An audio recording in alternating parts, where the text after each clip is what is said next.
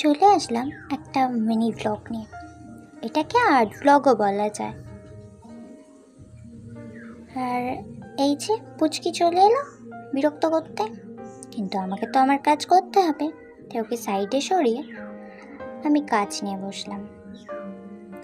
কাজ করতে করতে তোমাদের কিছু কথা শেয়ার করি। আমাদের মধ্যে এমন অনেকে আছে যারা নিজেদের স্বপ্নগুলো, নিজের ভালো লাগাগুলো ঠিক যেমনটা ভেবেছে তেমনটা কখনো হয়নি। যা চাই আমরা, যা ভাবি আমরা, কখনো সেরকমটা হয়ে ওঠে না। আর মিডিল ক্লাস হলে তো আরোই হয় না। নিজেদের স্বপ্নগুলো, নিজেদের ভালো লাগাগুলোকে সাইডে রেখে এমন কিছু কাজ করতে হয় বা এমনভাবে চলতে হয় যেগুলো আমরা কখনো ভাবতেও পারিনি, কখনো কল্পনাই করিনি। জীবন এমন পর্যায়ে পৌঁছে যায় না, তখন নিজের পছন্দগুলো থেকে কেমন জানি অনেক অনেক দূরে সরে যাই। আর যখন আমাদের সম্বিত ফেরে, অনেকটা দেরি হয়ে যায়।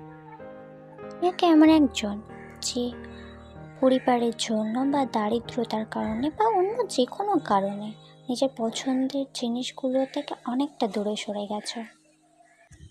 আমিও এতদিন আমার পছন্দের জিনিসগুলো থেকে অনেকটা দূরে সরেছিলাম। আবারও নতুন করে শুরু করতে চাইছি। জানি না কতটা কি করতে পারবো।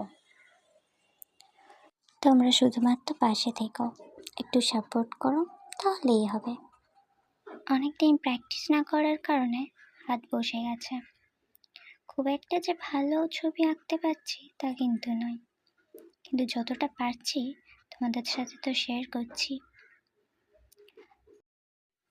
এটা কার ছবি আঁকছি যদি চিনতে পারো তাহলে কমেন্ট করো।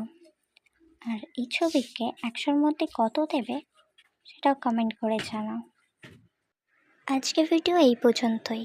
আবার দেখা হবে নেক্সট ভিডিওতে। টাটা।